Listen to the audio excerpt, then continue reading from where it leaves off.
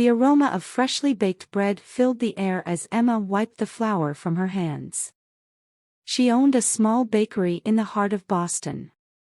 Her life was simple, revolving around kneading dough, serving her loyal customers, and perfecting recipes passed down from her grandmother. But behind her cheerful smile, Emma hid a deep loneliness. Her world, though cozy, often felt like a bubble she couldn't escape. One stormy evening, everything changed. The rain was relentless, and the city streets were empty. Emma was about to close shop when the bell above the door jingled. A man walked in, drenched from head to toe.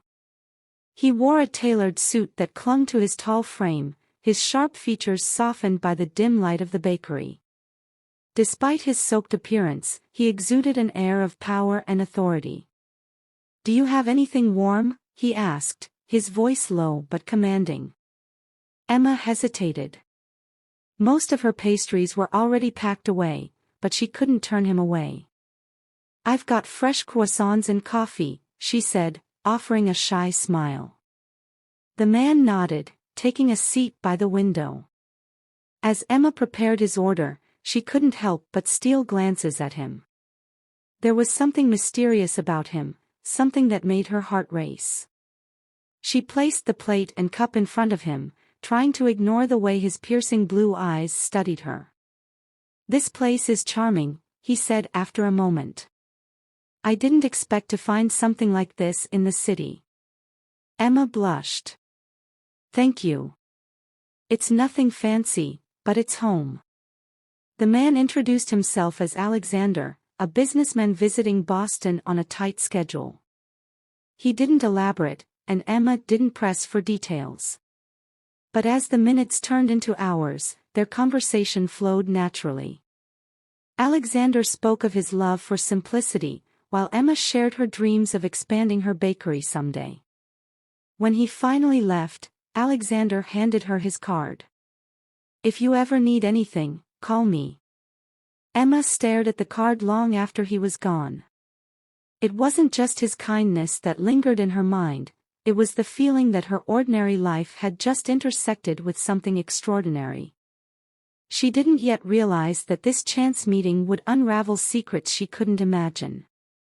Emma couldn't get Alexander out of her mind. His card, neatly tucked into her apron pocket, felt like a doorway to a world she never imagined entering.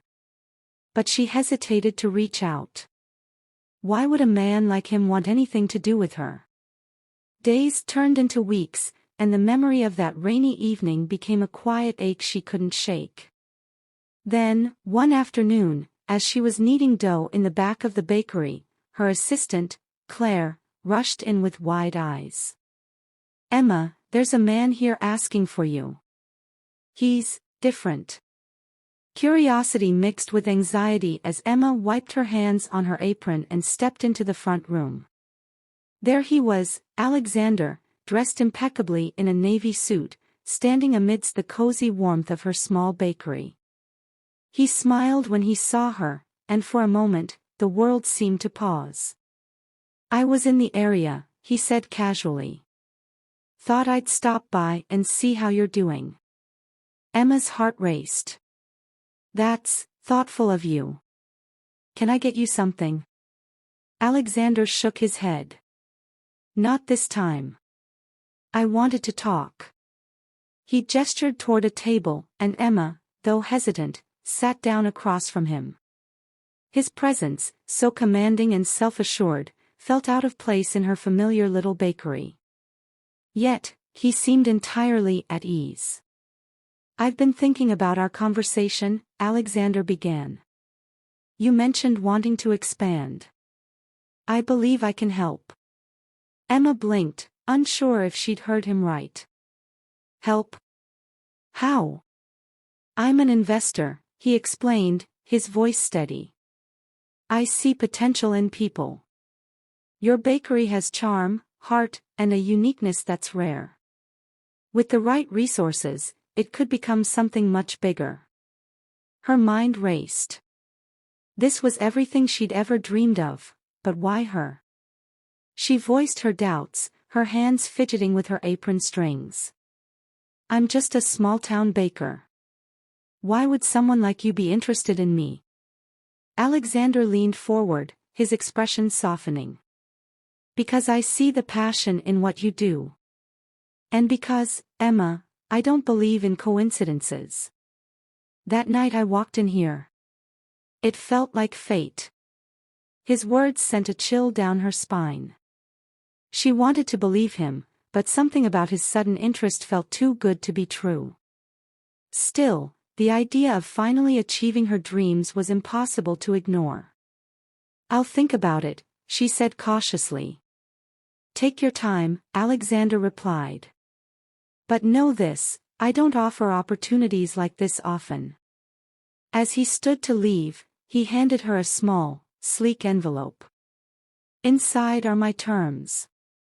If you're interested, call me." Emma watched him walk out, her hands trembling as she opened the envelope. Inside was a proposal far beyond anything she could have imagined, both an opportunity and a risk that could change her life forever. Emma spent the next few days torn between excitement and doubt. Alexander's proposal was generous, almost too generous. The funding he offered would not only expand her bakery but elevate it to a brand recognized across the city. Yet, the fine print left her uneasy. The deal tied her success to his influence, a fact that made her wonder if there were strings she couldn't see. One sleepless night, Emma finally decided to confront her doubts. She dialed the number on Alexander's card, her heart pounding with every ring. When he answered, his voice was calm, as if he had been expecting her call. "Emma," he said, her name rolling off his tongue like it belonged to a world far grander than hers. "I take it you've read the proposal." "I have," she replied, her voice trembling. "It's overwhelming. I have questions." "Meet me tomorrow," he said without hesitation. "Let's discuss it over dinner. My driver will pick you up at 7. The next evening, Emma found herself in a car far too luxurious for her modest life. When she arrived at the restaurant, its opulence was overwhelming, but Alexander greeted her with the same warmth he'd shown in her bakery. Over dinner, they discussed the proposal in detail. His answers were straightforward, his demeanor sincere. Yet, there was something guarded in his eyes, something he wasn't saying. "You've been honest about your doubts," Alexander said, leaning back in his chair. "But there's something you should know about me." Emma tensed. This was the moment she had feared, the moment when the fairy tale might reveal its darker side. "My interest in you," he began, choosing his words carefully, "isn't just about business. There's something about you, Emma, your spirit, your resilience, that I find extraordinary." Her breath caught. His admission was both flattering and terrifying. "Alexander, this is a lot to take in." "I know," he said gently.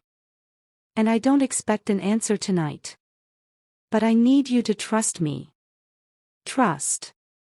The word lingered in the air between them. Emma wanted to believe him, but the risk felt enormous. Still, there was no denying the connection she felt, the magnetic pull that seemed to defy logic. That night, as she lay awake in her tiny apartment, Emma made her decision. She would take the leap, not because she was certain of Alexander's intentions, but because she couldn't ignore the chance to change her life. The next morning, she called him. "I'm in," she said, her voice steady despite the storm of emotions inside her. "Good," Alexander replied, his tone unreadable. "You won't regret this." But as Emma hung up the phone, a nagging thought whispered in her mind. What if this wasn't the beginning of her dream, but the start of something she couldn't control? Only time would tell.